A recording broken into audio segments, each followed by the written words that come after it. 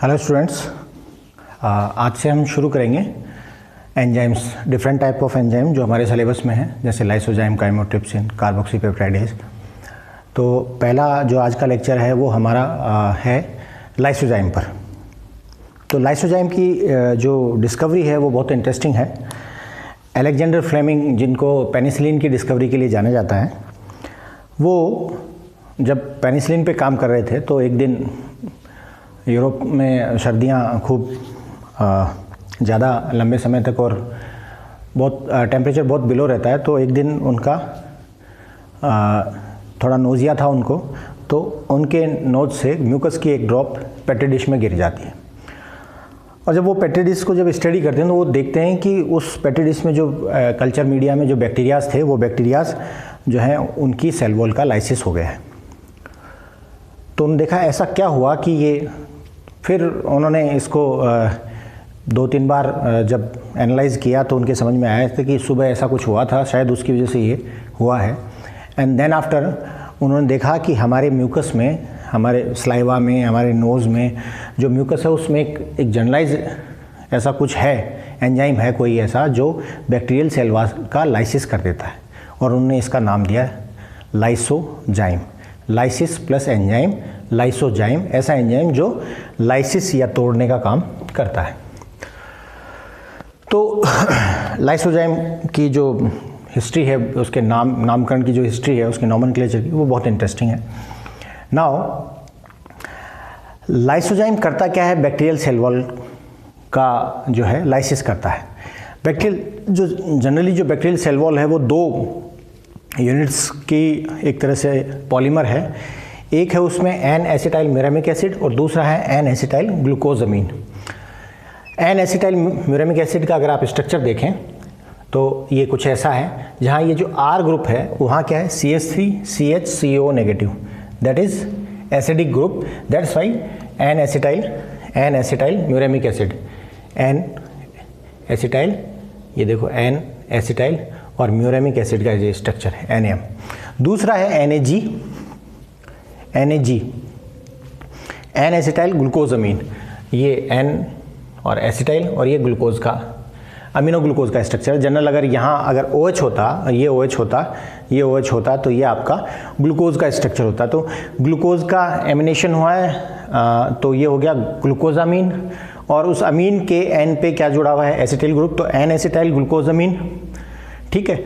और ये N acetyl ग्लूकोजामीन और ये एन एसिटाइल म्यूरेमिक एसिड है, ये यहाँ 1,4 में लिंकेज है, और ये 1,4 लिंकेज जो है उस लिंकेज को ब्रेक करता है आपका लाइसोजाइम। तो लाइसोजाइम की अगर हम देखें मैकेनिज्म, जो इम्पोर्टेंट पार्ट है वो इसके हाइड्रोलाइसिस की। ये यहाँ पे हाइड्रोलाइसिस होगा, यहाँ से OH और यहाँ से OH, H2O मिलेगा, एक OH बन जाएगा इस O के साथ H लेकर वाटर का, और दूसरी तरफ OH आ जाएगा। तो आप ये देखें कि ये किस प्रकार से होता है। Just a minute.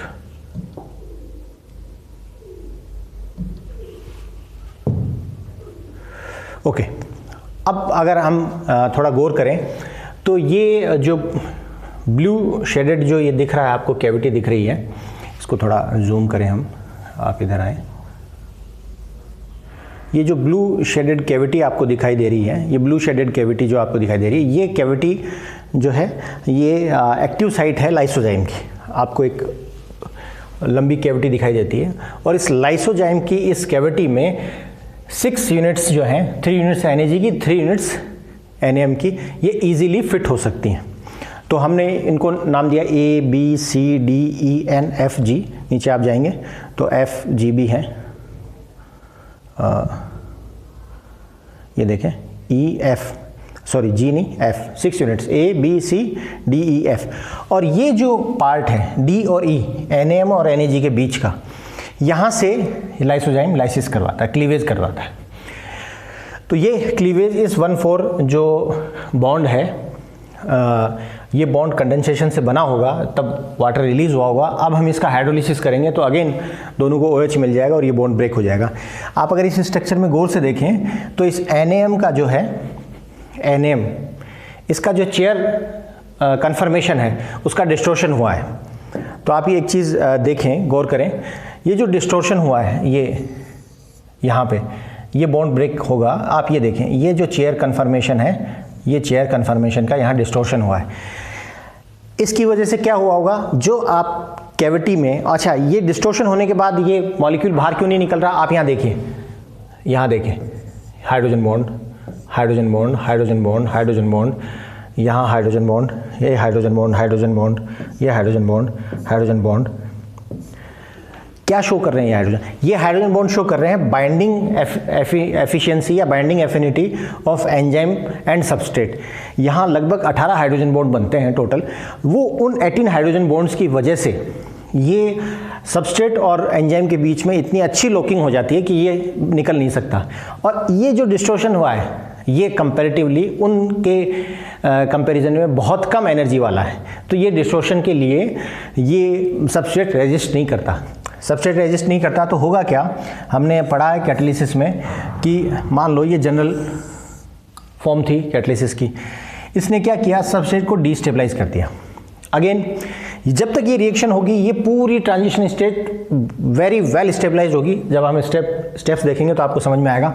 आपकी ट्रांजिशन स्टेट आ गई यहाँ और आपका सबस्ट्रेट चला गया यहाँ। बैरियर कितना बचा, ना के बराबर। एक्चुअल में बैरियर कितना था इस बॉन्ड के ब्रेकिंग के लिए, ये बैरियर था। जबकि आपके इस साइक्लोहेक्सेन का जो ये स्ट्रक्चर है NAM का, इसके इस जो चेयर कन्फर्मेशन के डिसलोकेशन से ये अनस्टेबलाइज हो गया है। ये कन्फर्मेशन जो इसने अचीव किया ये डिस्टेबलाइज, तो इसकी एनर्जी हाई होगी। और साथ में जब रिएक्शन के दौरान ट्रांजिशन स्टेट जितनी भी बनेंगी वो सारी वेल स्टेबलाइज हैं due to hydrogen bonding and other interactions with amino acids of this enzyme with the substrate moieties. तो ट्रांजिशन स्टेट स्टेबलाइज एंड जो रिएक्टेंट है वो डिस्टेबलाइज। तो रिएक्टेंट और ट्रांजिशन स्टेट के बीच का जो बैरियर है वो ना के बराबर रह गया। रिएक्शन इस पाथ से हो रही है, that is negligible. That's why ये जो एंजाइमेटिक एक्टिविटी है वो बहुत ज़्यादा है। ओके, नाउ आप देखें, हम जो रिएक्शन हो रही है उस पर थोड़ा गौर करें। आप देखें, एक्चुअल में जो एक्टिव साइट है उसमें जो एक्टिव अमीनो एसिड्स हैं वो है aspartic acid and glutamic acid. तो चूंकि एसिडिक मोइटीज इन्वॉल्व है तो कैटालिसिस का जो टाइप, हमने कई तरह कैटालिसिस पर, तो ये एसिड बेस कैटालिसिस है। हो क्या रहा है, ये जो ग्लूटामिक एसिड है, यहाँ देखिए COOH, तो ग्लूटामिक एसिड जो है वो यहाँ पे एक एसिड कैटालिस्ट की तरह बिहेव करेगा। क्या करेगा वो, और ये जो एस्पार्टिक है ये बेस की तरह बिहेव करेगा। अब हो क्या रहा है, ग्लूटामिक एसिड जो है ये इसने एस्पार्टिक एसिड ने पीछे से यहाँ अटैक किया, इस बॉन्ड का क्लीवेज होगा। इसको स्टेबलाइज करने के लिए क्या होगा, ये अपना H डोनेट करेगा। तो ग्लूटामिक एसिड वाली मॉइटी तो H डोनर है, और ये किसका रोल प्ले कर रहा है, एस्पार्टिक एसिड है, वो एक न्यूक्लियोफाइल का रोल प्ले कर रहा है। ये O- यहाँ अटैक करेगा, तो न्यूक्लियोफाइल इस रिएक्शन को इनिशिएट कर रहा है, और फिर जो सब्सिक्वेंट ये बॉन्ड ब्रेकिंग है उसको फेवर कर रहा है इसका H+। ये यहाँ से ग्लूटामिक एसिड अपना इलेक्ट्रॉन, ये जो OH का जो इलेक्ट्रॉन पेयर है इसको ये ऑक्सीजन खींचेगा, ये H इसको अवेलेबल होगा, तो यहाँ से OH मोइटी इजीली ये सेपरेट हो जाएगा। क्यों, क्योंकि ये एक स्टेबल मोइटी है। अब ये जो बॉन्ड ब्रेक हुआ, ये जो मोइटी बनी, एक तो इसका डिस्टॉर्शन लॉस होगा, हाथों हाथ स्टेबलाइज हो जाएगा। ये जो डिस्टॉर्शन था चेन का, इस बॉन्ड को ये वो खींचेगा अपनी तरफ, और ये जो साइक्लोहेक्सेन का डिस्टॉर्शन है इसका लॉस हो जाएगा। तो ये स्टेबलाइज हो गया ऑटोमेटिकली। आफ्टर स्टेबलाइजेशन, अब अगर एंजाइम ने अपना काम कर दिया है तो इसने आधा काम तो कर दिया, इसका हाइड्रोलिसिस हो चुका। अब क्या चाहिए, अब ये बॉन्ड ब्रेक हो और इसको क्या मिले, OH मिल जाए, तो ये उस कैविटी से बाहर आ जाएगा। अभी तक तो ये कैविटी से अटैच्ड है, तो इस कैविटी से बाहर आने के लिए इसको OH चाहिए। अब हमारे पास मीडिया जो है वो बेसिक एसिडिक है।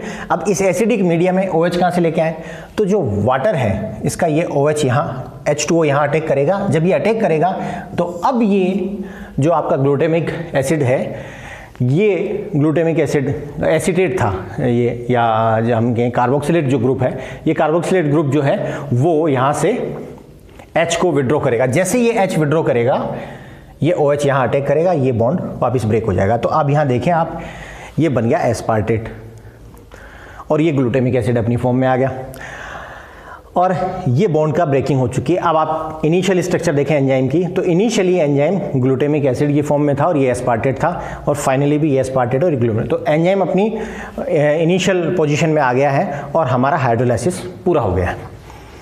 अब आप अगर इसके कुछ फैक्ट्स देखें, अगर इस ग्लूटामिक एसिड जो 35 पोजीशन है, अमीनो एसिड चेन में इसकी पोजीशन है 35, ये 35th पोजीशन पे ग्लूटामिक एसिड की बजाय अगर आप एस्पार्टिक एसिड लगाएंगे तो ये रिएक्शन स्लो डाउन हो जाती है। क्यों हो जाती है स्लो डाउन? इस OH की यहाँ से एक CH2 हटेगा, इस ग्रुप की लेंथ कम होगी, तो इस कैविटी में इस H का, इस ऑक्सीजन के लिए इस H का एब्जॉर्प्शन है थोड़ा सा टिपिकल हो जाता है और रिएक्शन जो है आगे स्लोली प्रोसीड करती है। ये स्टेप स्लो हो जाएगा तो ये रेट डिटरमाइनिंग स्टेप हो जाएगा। यहाँ पे हो क्या रहा था, ये जैसे ही न्यूक्लियोफाइल अटैक करता है वैसे ही ये O इस H को एब्जॉर्ब कर लेता है। तो ये दोनों साइमल्टेनियस स्टेप होने की वजह से यहाँ कोई भी डिस्टेबलाइजेशन जैसा कुछ होता नहीं। एक्स्ट्रा स्टेबलाइजेशन मिलता है इस साइक्लोहेक्सेन की पर्टर्बेशन के खत्म होने के कारण, जो पर्टर्ब हो गई थी स्ट्रक्चर उसके खत्म होने के कारण। अब अगर यहाँ आप एलेनिन ग्रुप लगा दें, एलेनिन ग्रुप लगा देंगे तो यहाँ आपको कोई कार्बोक्सिलिक एसिड ग्रुप मिलेगा नहीं, ऐसा कोई नहीं मिलेगा जो H डोनेट कर सके। तो H डोनर की एब्सेंस में इसकी एक्टिविटी बिल्कुल क्या हो जाती है, जीरो हो जाती है। दैट मीन्स ये जो है वेरी क्रूशियल, बहुत ज़्यादा क्रूशियल है। इसकी एब्सेंस में तो आप काम कर नहीं सकते, ये एसिडिक उसी में चाहिए। दूसरा, अगर मैं pH ऐसी रखूँ कि एस्पार्टिक एसिड है, एस्पार्टेट है, वो एसिड की फॉर्म में रहे, अगर ये एसिड की फॉर्म में रहेगा तो ये कभी अटैक नहीं करेगा, क्योंकि ये न्यूक्लियोफाइल की तरह बिहेव नहीं करेगा, ये H डोनर की तरह बिहेव करेगा, एसिड की तरह बिहेव करेगा, ये बेटर न्यूक्लियोफाइल नहीं हो सकता। तो जो बायोलॉजिकल सिस्टम है उसका जो pH क्राइटेरिया है, जो pH एक्टिविटी प्रोफाइल आप देखेंगे वो ये प्रूव करता है कि ये जो है, ये ग्रुप जो है एसिड की तरह बिहेव करेगा और ये ग्रुप जो है वो बेस की तरह बिहेव करेगा, और ये कंप्लीट एसिड बेस कैटलिसिस के थ्रू ये आपकी पूरी रिएक्शन प्रोसीड होगी। हम देखें नेक्स्ट स्लाइड, आप देखें ये है pH activity profile. pH activity profile क्या होता है, किसी भी एंजाइम का की एक्टिविटी अगेंस्ट pH। तो आप जब pH चेंज करें तो उसकी एक्टिविटी में क्या डिफरेंस आता है, that is pH activity profile. तो आप ये देखें यहाँ कि जो ये असेंडिंग पार्ट है, यहाँ एक pKa वैल्यू लिखी है 3.8 और ये जो डिसेंडिंग है वहाँ pKa वैल्यू लिखी है 6.7, और यहाँ ये डॉटेड लाइन है, ये 2 पॉइंट आप कह सकते हैं। तो ये जो पॉइंट्स हैं ये किसको रिप्रेजेंट कर रहे हैं, ये एक्चुअल में ये पॉइंट्स रिप्रेजेंट कर रहे हैं 50% एंजाइमेटिक एक्टिविटी को। ये पॉइंट जो है 50% एंजाइमेटिक एक्टिविटी को रिप्रेजेंट कर रहे हैं, जो हमें किस किस pH पे मिल रही है। इन दोनों के बीच में आपको एंजाइम एक्टिविटी हाई मिलेगी और यहाँ आपको हाईएस्ट मिलेगी। हो क्या रहा है देखें आप, असेंडिंग बता रहा है कि ये जो असेंडिंग ग्रुप कि आप अगर बेसिक फॉर्म में अगर आपका एंजाइम रहेगा तो जैसे pKa 3.8 है, तो pKa 3.8 होने का मतलब क्या है, देखो pKa जितना कम होता है उतना अच्छा डिसोसिएशन होता है। कैसे? Ka इज नथिंग बट, जैसे मान लो कोई एसिड है Ha, इसका डिसोसिएशन हुआ H प्लस A माइनस में, तो K is nothing but H plus A minus upon HA, और pKa क्या है, माइनस लॉग ऑफ K। तो माइनस लॉग का मीनिंग क्या होता है, लॉग 1 अपॉन K।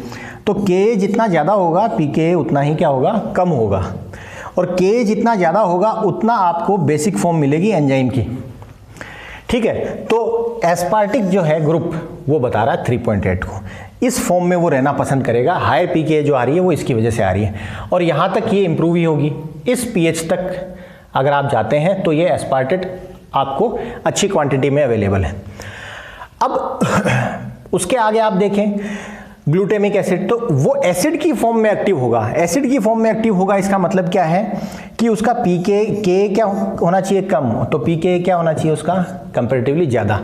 तो ये बता रहा है ग्लूटामिक जो एसिड है उसके GLU 35 को। तो एस्पार्टिक 52 और ग्लूटामिक, ये इसकी रेंजेज बना रहे हैं, और इन दोनों के बीच की जो रेंज है इन दोनों के लिए फेवरेबल है।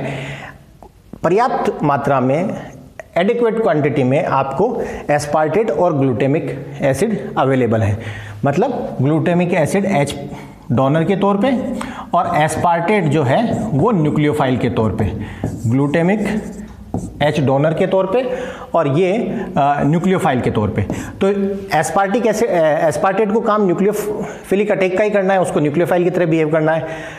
ये इस pH रेंज में, जैसे आप इस pH रेंज को क्रॉस करेंगे तो यहाँ ग्लूटामिक एसिड अपनी एक्टिविटी खो देगा, यहाँ एस्पार्टिक एसिड अपनी एक्टिविटी खो देगा। आप जैसे जैसे इस तरफ जाएंगे बेसिसिटी तो बढ़ेगी, बेसिसिटी बढ़ेगी, तो ग्लूटामिक एसिड जो है, जो ग्लूटामिक एसिड जो H डोनर था वो पहले डोनेट कर चुका, वो भी आपको ग्लूटामेट की फॉर्म में मिलेगा, और एस्पार्टेट भी आपको तो न्यूक्लियोफिलिक तो होगा काम, लेकिन वहाँ H डोनर अवेलेबल नहीं होगा, तो रिएक्शन नहीं होगी। आप इधर जाएंगे तो दोनों के दोनों कैसे मिलेंगे आपको, एसिड की फॉर्म में, तो एस्पार्टिक एसिड और ग्लूटामिक एसिड। अगर एस्पार्टिक एसिड है तो न्यूक्लियोफाइल कहाँ, एस्पार्टेट ही लेके आता है न्यूक्लियोफाइल, वो एसिड की फॉर्म में है तो वो न्यूक्लियोफाइल का अटैक जो होता है, जो रिएक्शन का इनिशियल फेज है वो नहीं हो पाएगा। तो आप रिवाइज करें, ये आपकी सेल वॉल है बैक्टीरिया की, जिसमें NAMNAG होता है।